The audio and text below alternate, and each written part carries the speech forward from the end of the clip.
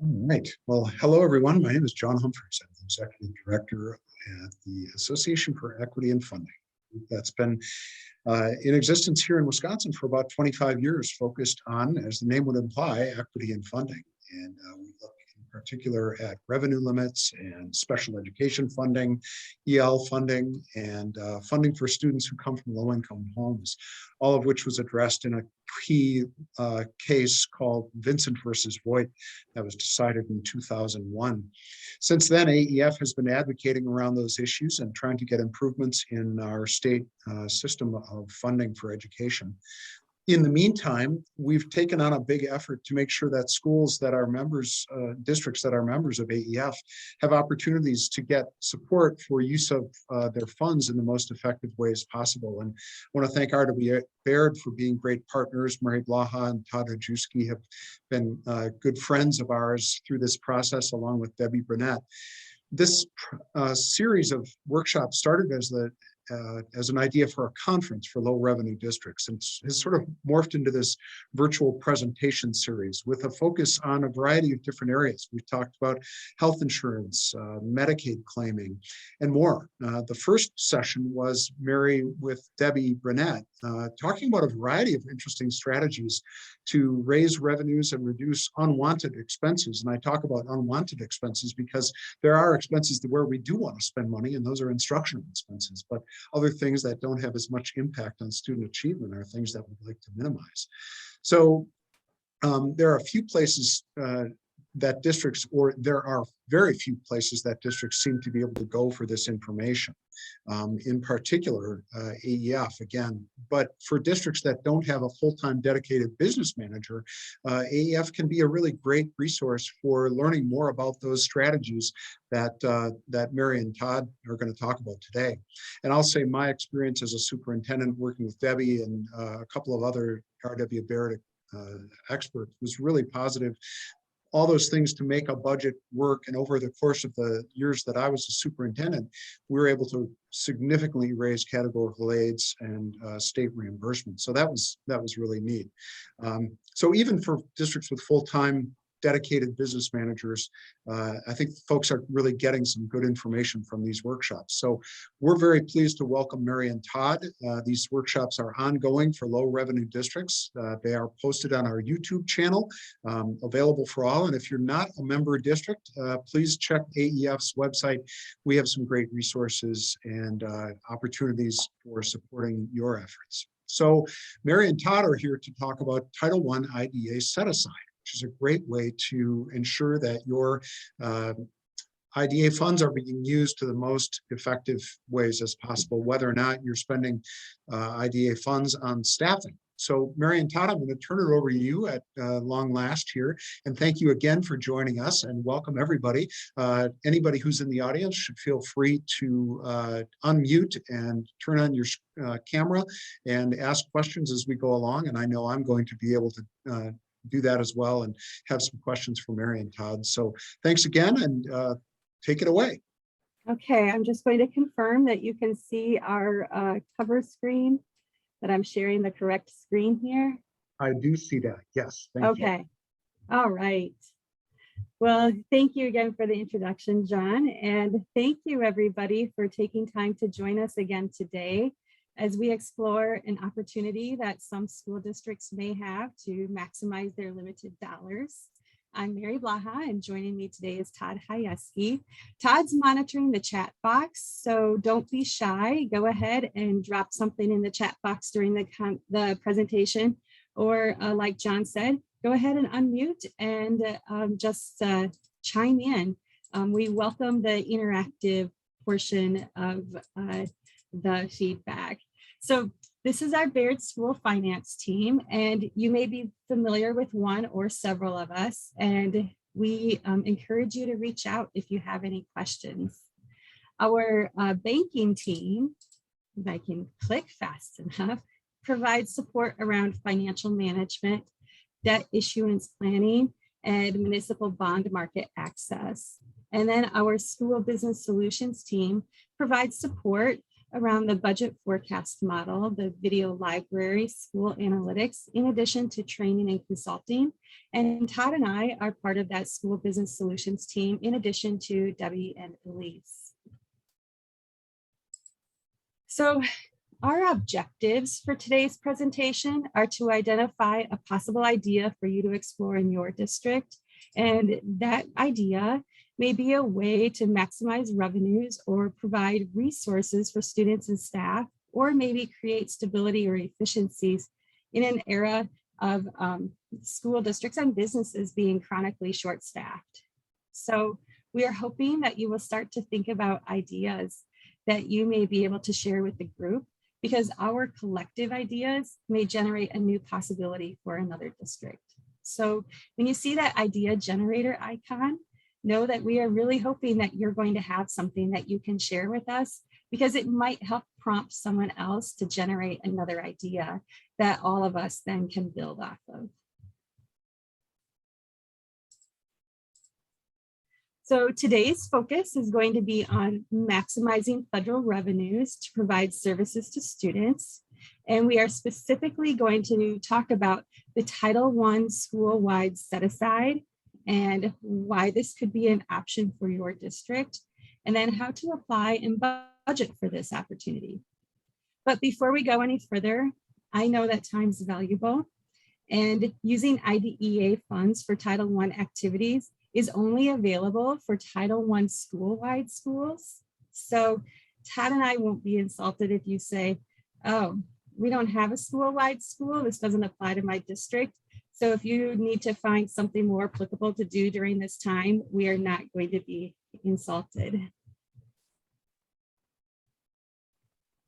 But Mary, sorry, go just ahead. to notice that I was going to mention before, I don't see actually a chat feature on here, so maybe that's not part of it. And normally with Zoom I see the chat, but I don't see it on my screen. So if anybody has a question, just feel free to unmute and ask away. Absolutely. That I think it just adds to the benefit for everybody if you're willing to chime in. So I don't know if we lost anybody who said, yeah, I don't have a school-wide school, but if you're still here, you either have a school-wide school or you're really curious to know what this is all about. And I think even it can be helpful if you do not have a school-wide school now, but who knows, you might have an opportunity in the future. So the Title I school-wide set-aside is when a district is able to set aside a portion of its IDEA allocation to use to support Title I programming for students in a specific building.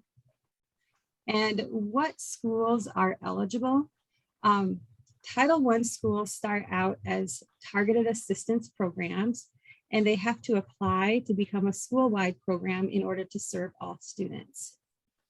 And a Title I school is eligible to implement a school-wide program if the poverty level is at or above 40%. But a district could also apply for a waiver from DPI. And then also know that there are some core requirements for school-wide programs. There's going to be some annual review of the plan and things like that. But that's beyond our scope for today. So I would encourage you to have your Title I coordinator contact DPI if you're interested in exploring the option of becoming a Title I school-wide school. Before we go too much further, I just want to make sure that we're all on the same page regarding the two programs that we're going to be talking about today, because we're talking about using funding for one program for another program. So IDEA formula grants are typically for preschool and flow-through allocations, and your district uses those to support programming for students with disabilities. So the revenues and expenditures are recorded in Fund 27, and it's federal revenue, so that means it's a revenue source of 730. And then the project codes for flow-through and preschool are 341 and 347. The funds are used to support students with IEPs, and you also need to be aware of maintenance of effort in regard to your local spending. And There's not a limit on the amount of money that you can carry over from year to year, but know that there is a time limit on how much time you have to spend the funds that you were allocated. And then for Title I funding supports programming to improve achievement for eligible students. And the revenues and expenditures are recorded in Fund 10. So that's recorded in the general fund. It is also federal revenue. So it also has that revenue source of 730. And then it has a project code of 141. And like IDEA funds, Title I funds are limited to who may benefit from the funds. So Title I funds are for targeted assistance, so programming for eligible students, unless the school has been identified as a school-wide program. And the funds are intended to supplement, not supplant activities. And Title I programming is also subject to comparability. And this means making sure that there are comparable resources provided to Title I schools as there are in non-Title I schools. There's also a carryover limit of 15%, and a district may request an exception to that carryover amount for Title I, but you may only request that exception once every 3 years. So you do need to make sure that you are being strategic around your Title I spending. So identifying the opportunity to maximize our revenues. Once we determine that we have a school-wide program, so we want to make sure that we have that, then we can look at our Title I and special education needs. So how is the current funding supporting these programs? Do you have Title I staff who aren't fully covered by your Title I allocation? Or are there professional development opportunities that you've had to forego due to a limited operational budget? But then at the same time, look at your special education needs. So have the needs for your students with disabilities been met with existing IDEA funding? Or are you carrying over a significant amount of IDEA funds from year to year? Or even more, has DPI contacted you about tidings saying you need to speed up your spending for your IDEA allocation?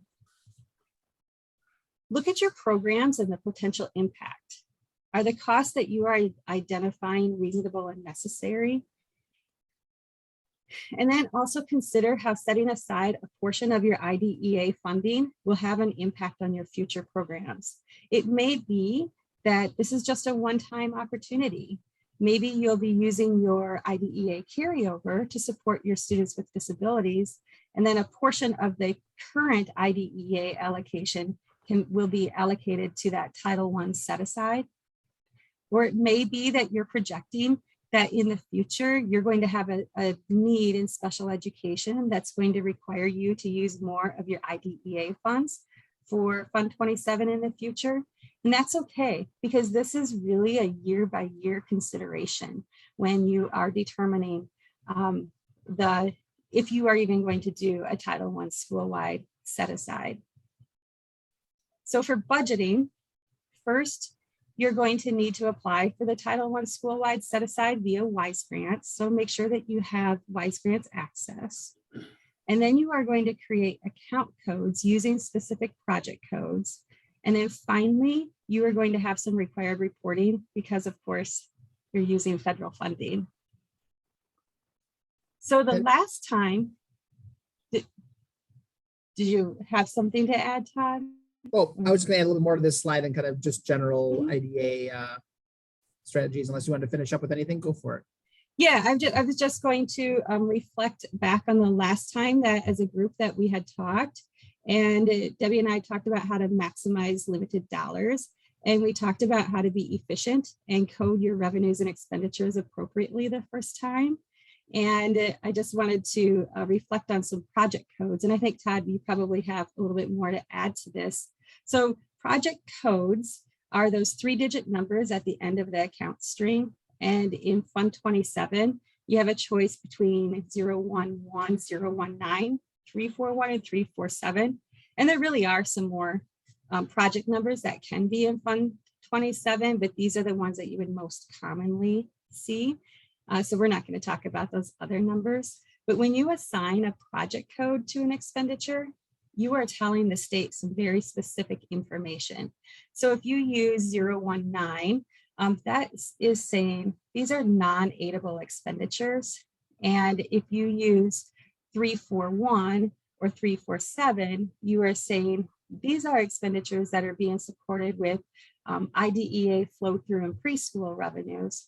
Or if you add 011 to the end of that account code, that is saying that it's an eligible expense and that the district is planning to receive categorical aid for this expense in the next year.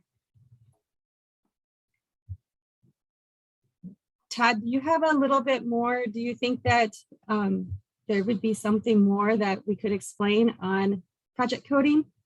Yeah, so just, obviously with districts that you would want to, the goal is to minimize your 019 expenditures that you're not going to get aid on. And I mean, really on a special ed side, you want to be able to maximize that, the aid that you're getting, whether it is 100% reimbursement for grants, whether it is the 25 to 30% on 011 state aid eligible expenditures or high cost eligible. So you really should be, when you're coding something to 019, is it, is it through a, maybe you are contracting your occupational therapist or physical therapist through a CISA, where then they will get the aid for it and pass it along to you. I mean, that would be okay. Or if it's a Medicaid expenditure that you have to code to 019. But you really want to make sure all your non-011 eligible expenditures as much as possible are on the grant. So your supplies, your professional development, your dues, those things should be on your flow through grant. We can get 100% reimbursement and then keep those things off the grant where at least you're getting some aid for them. Another piece that is strategic that some districts don't necessarily think about is if you have high cost students. So a strategy may be, let's say you have a student that you have to send to a tuition placement, and between their the placement itself and the transportation, you're paying $50,000 for that student. What some districts have done is they've placed an entire $50,000 on their flow through grant, and then you're not able to capture the high cost aid for them because you're already getting 100% reimbursement from your grant. So a strategy may be to put the first $30,000 on your flow through grant and then put $20,000 off of that. And that would be that 20,000 above that 30 would be eligible for high cost aid and get, up to potentially 90%. No, it's not that much, but some aid reimbursement for that high cost. And then put something else on the grant instead of that 20,000 for something that you may not be getting you wouldn't be getting the high cost aid percentage for. So again, look at that when you have a student with high cost that you're not necessarily putting that amount over the high cost threshold on your flow through grant, maybe something else that may make more sense. And again, it's district by district, what makes most sense for you, but again, a strategy. When I was in my last district, different than maybe your, a school budget or a director budget where it's okay, here's how much you've got to budget, go for it. We would always sit down in the business office with a special ed director and kind of go, okay, what are your needs for special education for the following year? And we will work together. Where is the best way to code those, whether it be on the flow through grant, whether to be on, off of it, is it high cost and so forth. So again, in addition to the Title I set aside, which can definitely maximize aid. If you don't have that, just using special education expenditures in the right way can maximize your revenue as well. Yeah, thank you, Todd. For sure, it's a great opportunity to really strategize and thinking about even just how you are coding your expenditures can really make a difference in your options. So now let's really dive into Title I Schoolwide Set Aside. And as I mentioned, this is taking a portion of the IDEA allocation and then setting it aside for Title I needs. And this is a way that you can use funds that we might normally think of as being used exclusively for students with disabilities, those IDEA funds, and being able to reallocate those funds to support all students in a qualifying school to improve their achievement. The funds can be used for salaries and benefits and contracted costs, curriculum development, materials, software, instructional equipment, and professional development, things to support your Title I school-wide plan. So if you just heard me say salaries and benefits and you thought, Mary, you guys just said to keep salaries and benefits in the aidable 011 to receive categorical aid, I just want to help you recall back that salaries and benefits for Title I expenditures are actually recorded in Fund 10. So they're not recorded in Fund 27. So since they're in Fund 10, there isn't any categorical aid eligibility for these people. So it may be an opportunity where you are actually putting some salaries and benefits into that set aside amount.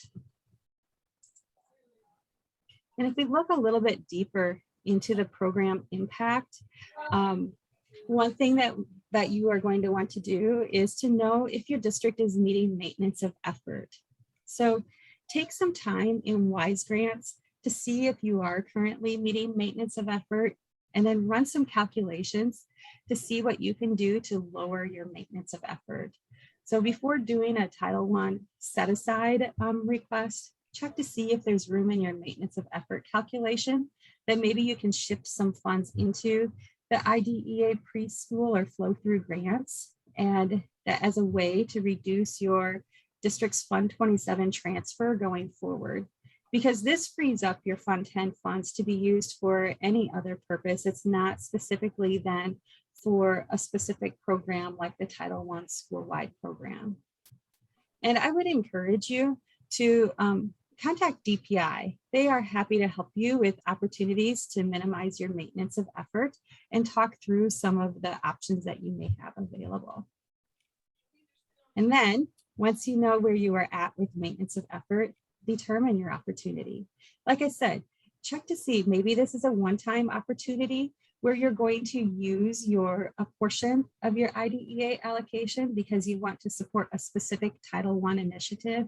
And then you're looking at your budget projections and they show that you're going to need those IDEA funds to support Fund 27 in the future. That is fine. Or if your district's carrying over and just consistently carrying over a large amount of IDEA funds each year and you're meeting maintenance of effort, setting some funds aside for Title I school-wide is a really great opportunity to lower that carryover, and at the same time, you're able to be supporting some more students. And like I said, this is an annual opportunity. So you don't lose the funds. At the end of the year, the unused Title I set-aside funds, so if you happen to not use them all, they are returned to the district's IDEA formula at the end of the fiscal year, and it just turns into carryover. And then that carryover obviously can be used for students with disabilities for the next year. So the good thing is that you don't lose the funds. There's no harm in doing that Title I school-wide set aside. And because it's an annual opportunity, it also means that each year you need to go into WISE grants to make the set aside request. And you need to calculate how much you may set aside. So don't miss that step. I think that sometimes you think, well, we've done it and we've done it for a couple of years. But if you forget to actually go in and request to have that set aside in WISE grants, according to the state, you don't have that built in. So we've made it to an idea generator, and I'm hoping that somebody is ready to share. Has anybody attending today ever requested a Title I school-wide set aside?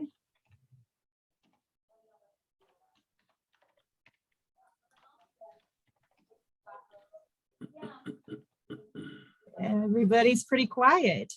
So I'm not sure if that I'll- means no I'll one's jump done in. it. Okay. I'll jump in. Yeah. So when I, a couple of jobs ago, went to a district as special ed director, and we had a number of staff members whose salaries were being paid through IDA. So we did Title I set aside. We moved those salaries into aidable funds and applied, and we were doing a big initiative on literacy development and wanted to buy some new curriculum materials, do a bunch of training. So we put all that stuff, all the things that we wanted to do into our title plan, moved the staff, the special ed staff into aidable, paid for the training and the curriculum materials through the title plan, and then got the aid back on the staff members.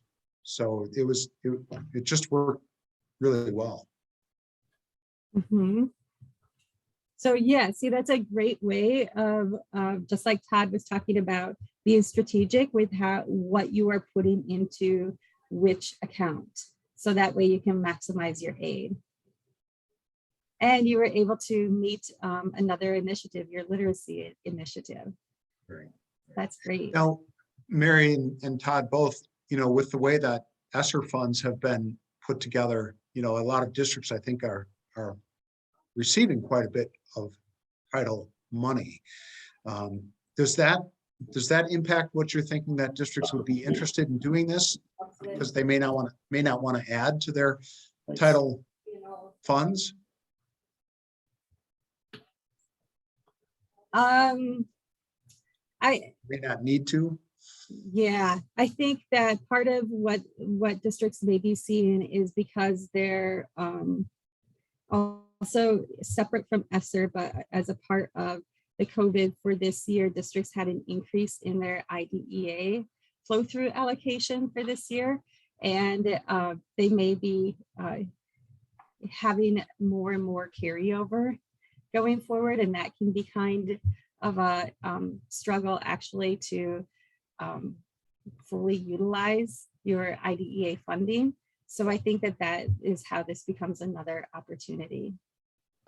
Okay.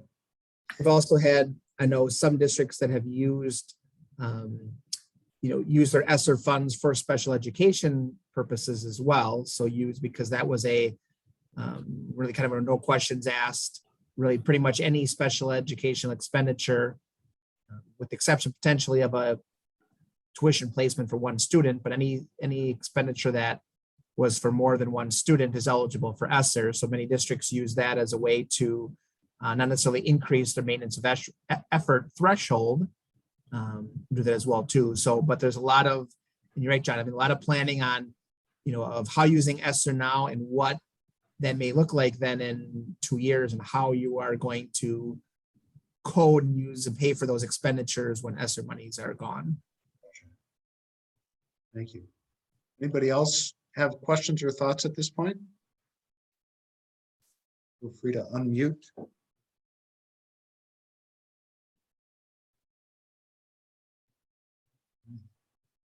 Okay, then we'll move on and talk a little bit about the budgeting process and how to handle the budgeting process. So as a reminder, and I bet by now we could all say this together, this is only available for Title I school-wide schools. And if you're wondering how, if you don't know if you have a school-wide school, you actually can see if you have a school-wide school by logging into WISE Grants. And on that WISE Grants screen on the blue ribbon, you'll see application. And under that tab, look for the phrase T1 school-wide SWD enrollment. If you have that option, then you have an eligible school. So again, if you happen to be navigating in WISE Grants right now, it's on the top under application, and then just scroll down and look for T1 school-wide SWD enrollment. And then that will identify your eligible school. If you don't see that, then right now you don't have an eligible school. And then you're going to want to calculate that set aside amount. And it's a formula. It takes the current, not your carryover, just your current portion of your IDEA Part B formula, and divide that by the number of students with disabilities. And that gives you a student per capita amount. And then that amount is multiplied by the number of students with disabilities in the Title I school-wide school enrollment to give you the max set-aside amount. And as I mentioned, you access this via WISE grants under that application tab. But before you even go there, besides check to make sure that you have a school-wide eligible school, gather some information. You're going to need to know the October 1 child count numbers for public and private schools in your district. And you're going to need to include all of the students ages 3 to 21 with IEPs. Include your open enrollment in students, but don't count your open enrollment out students. And then you also need to know the number of students with disabilities enrolled in each school that you wish to set aside funds for. So this is not just a really quick go in and pick a number and move on in order to get that set aside amount. This is Lamers. Yeah. Normally the booster. So I guess they were not talking about their students with disabilities. I thought maybe they were looking for a confirmation on who to include.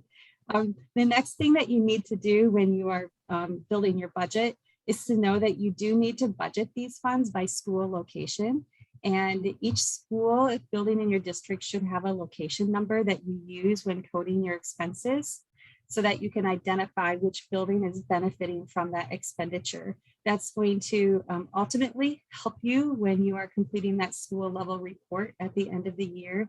It is also part of how comparability and making sure that you are meeting comparability, how that will happen for you. And right now, if we think of where we are in the budgeting process right now, you may be looking ahead to next year with your budget planning, and you are thinking, well, how would I be able to know what my max set aside amount is? If you have that, all of those October 1st child count numbers, you can use the numbers from this year to do an estimate. And then DPI is going to require you to update those estimates with the actual numbers after the October 1st child count is completed this fall. And so of course, you, I did not get that text. so you from my can mom. start ahead of time and do some projections on the amount that you may be able to set aside. So the set aside amount, once you get that set aside amount and you're building your budget, it's going to be recorded as a revenue in Fund 10, and also your expenses are going to be recorded in Fund 10. And this is still federal funds, so it's going to have that revenue source of 730. And the project code, even though this is Title I, but because it's still IDEA flow-through funding, it is going to be project code 341. And this is when you will be seeing a project code that's normally associated with Fund 27, and it's being used in Fund 10. And then the expenditures are going to be coded in Fund 10 with a specific school location. And then again, you're going to add on that project code number of 341. And then to make reporting and your claiming easier, verify that the expenses are recorded by school location and that the ledger matches the WISE grants budget. So this goes back to the last time we talked, and Debbie and I talked about avoiding having to redo your work by coding things appropriately. So don't code all expenses to one budget. And then at the end of the quarter or year, when you're getting ready to do a grant claim, have to sift through the expenses to reclassify them to the various grants. Just taking a little bit of time on the front end to make sure that you're coding the approved expenditures, the things that were approved in that WISE grants budget that you submitted to the state, to the correct grant budget right away is going to save you future headaches. And this is especially important when you consider that the Title I school-wide set-aside expenses also need to be coded by location. So if you've been putting all of your potential grant expenses into a blanket district level account, and then you need to sift through each expense to identify which grant or which building location it should have been coded to, you're really duplicating your effort. And if you can make it easier to quickly pull a report out of your financial software to show the expenses that have hit that grant, it makes it much easier to file a grant claim. And the easier it is to file a grant claim for your district, the quicker that will get done. And then the funds are back into your school district's bank account. So you want to just make it easy for yourself and save some headaches in the future by doing that coding. And because these are federal funds, we know that there are some special reporting requirements. And one of those requirements is that you need to complete a time and effort documentation for any staff who are coded to this project code. But the good news is that staff working under the Title I Schoolwide plan are a single cost objective, and that makes reporting much more straightforward. And then you also have, oh, sorry, I clicked a little too fast here. You also have a supplement not supplant. And as a reminder, that means replacing previously existing costs with federal dollars. And but if you make sure that the district is meeting that IDEA maintenance of effort, so we were talking earlier about maintenance of effort, if you are meeting that maintenance of effort, then there is not going to be a supplement not supplant violation. So that's why spending time reviewing your maintenance of effort can be considered time well spent.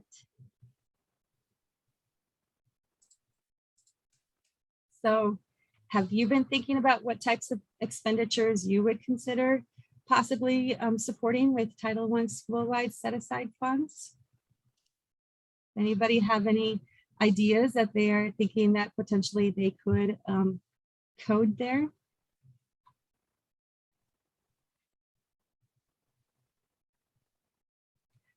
Wow, we have a pretty quiet crowd today.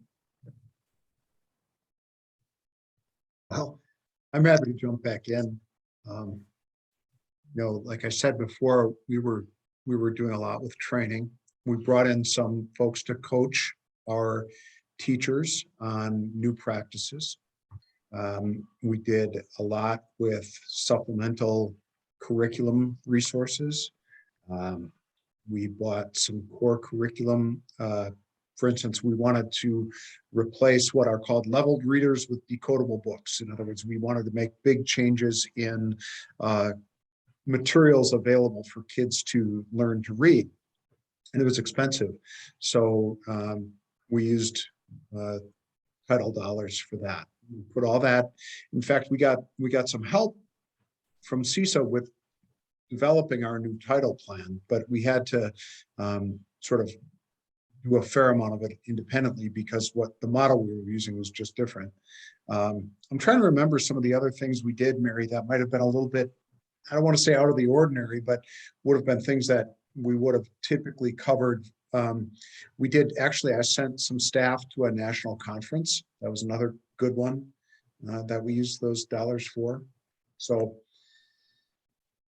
you know, John, and when you're talking about the different things that you use those dollars for, it's really great that you were looking beyond just doing salaries and fringe benefits, because you were investing in things that you're going to be able to use into future years.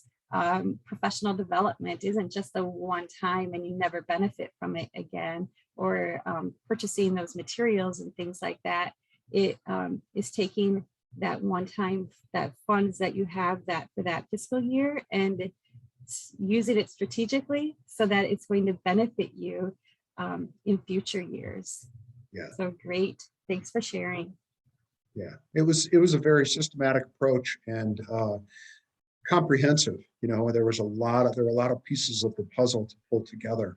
But you know, with any major systematic change in instructional strategies, it takes a lot of resources. You have to put a lot of pieces together with the core curriculum, interventions, assessment tools, professional development, training, coaching, all of the above. So I would open it up again, just like you're saying. Anybody else have other ideas for things that you have thought about? And maybe, Mary, the other thing to talk about would be, what are those IDA expenditures that you feel folks are feeling are not all that effective? And I'll tell you that, like I said, we had some staff members being supported with IDA dollars, but I know I've talked to other superintendents, and one of the things I did was to not have just a flat budget amount for my teachers, including my special education teachers, each year, because what I found was, well, it's getting towards the end of the year, and I'm going to buy an extra 10 packs of Post-its and markers and just general supplies, and then they're going to sit in a closet for 5 years and dry out. And so we went away from that. And I know I've talked to a couple of superintendents who say, let me know what you need and we'll order it, but we're not just going to have a certain budget for even if it's IDA stuff. And I guess I could jump in on some of this Title I set aside. So I have never really used it for anything additional. Like John talked about some things he did for extra training, extra books. But for me, it was just paying on some of the salaries for the staff to bring down what I'm using in Fund 10 and run it with the other title programs, Title VI, title, whatever else we're using. So that way it gives me some freed up money for other things. And sometimes that means building up a fund balance. And again, that's looking at it strategically and how you can, the decisions you make on the short term may have a long-term impact. I'm going to piggyback a little bit what John mentioned as well too, about keeping those those budget line items just constant every year. I agree. One thing that we see as we work with districts, especially kind of in smaller districts, and we see a lot where the business office is the one that's really budgeting the potentially the flow through the IDA grants and I worked with 2 districts this past year where their special ed department didn't even really necessarily, special ed director didn't even know what was on there. Like it was just, they just, whatever was budgeted, the business office just keeps that flow through budget and just copies it over year to year. And then without feedback from the special ed department, who really should be the one that be driving those expenditures. So I like to say that really on the special ed side, it really should be zero-based budgeting every year. And really, as to your point, what are the needs? And is there a $2,000 supply budget for speech and language that really is not, is not needed? So kind of that right sizing of your budget, right size those to see, really what it should be, and make sure that, again, the business office and the academic side should always be working together, but especially on the special education side is critical to making sure things are budgeted correctly, making sure that you're maximizing your revenue. One other thing, a little bit offside, but just off time, may have been talked about before, but I think is worth mentioning as long as we're talking about maximizing revenue in special education, is the Act 221, where there's the positions, the psychologist, nurse, social workers, and guidance counselors, that a portion of their salaries can be coded to Fund 27011 without any time and effort reporting. Last year, I was working with a district on their annual report, and we just assumed, that a new business official, we assumed that that was done correctly. We looked back at their 1505 SE, so special ed annual report, and in previous years it wasn't being done, and they lost a lot of special ed aid for that. Now I know that's changed, it's going to change. I'm not exactly sure how it's going to work with the YZ finance, but especially for this year, you're still going to do the 1505 SE. It gives you an error if you put too much, but it doesn't give you an error if you don't put enough. So when you're doing the 1505 SE, there's an addenda that will show your total salary and benefits for psychologist, social worker, nurse, guidance counselor, look at that and make sure you're putting enough in there, because again, it'll err if you're putting too much, but it won't necessarily prompt you if you're not coding those. So that's another way to get potentially more 011 state special education revenue as well. You know, Todd, you mentioned building those budgets with the staff and stuff. I don't, and actually I found that to be very positive, because I just say, come to me when you need something, and if it's justifiable, I'll make sure you get it. And so I already have a general idea of what we're gonna spend, but if you really need something, you're gonna make it happen anyway. But what I found is typically your staff doesn't ask for so much if they don't know how much money they have. So I never tell anybody a budget number, and they never give me numbers ahead of time. And that really has helped us keep a positive budget. Sure. Yeah, and I agree with that. I would not, like, for the individual teachers and so forth. In this case, it was where the special ed director didn't even know, wasn't involved in didn't even know what was on the flow through side business. But certainly, yeah, you don't necessarily need to have the teachers be involved. Yep, so I agree.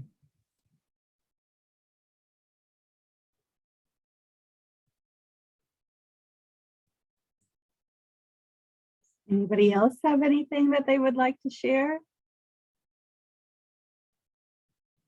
So the Title I school-wide set aside might not work for every district, but it may be an option for some. And we encourage you to take a multi-year and a multi-program look at how you're using your current revenues. Utilize the DPI resources. There are examples online, and they have staff who are willing to talk through your opportunities. And then, like we heard in our discussion today, be creative in looking for ways to maximize your revenues. And does anybody have any additional questions or anything else?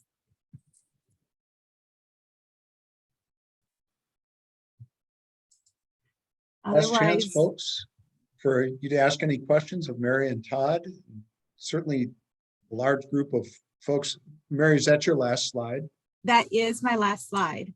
Okay, so why don't you stop sharing and we'll get a view I of will. everybody's here so we can see everybody, and just put it out there for any other questions, comments, ideas. Anybody who's not using Title I IDA set aside who thinks maybe you'd like to, or vice versa, you've been using it and there's some things that you want to raise as potential other issues.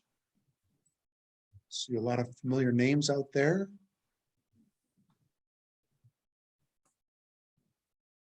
There's not, as we know, there's not a lot of opportunities for districts to gain additional revenue without referendums and potential. So this is a way, one of the few ways we do have to generate the additional revenue.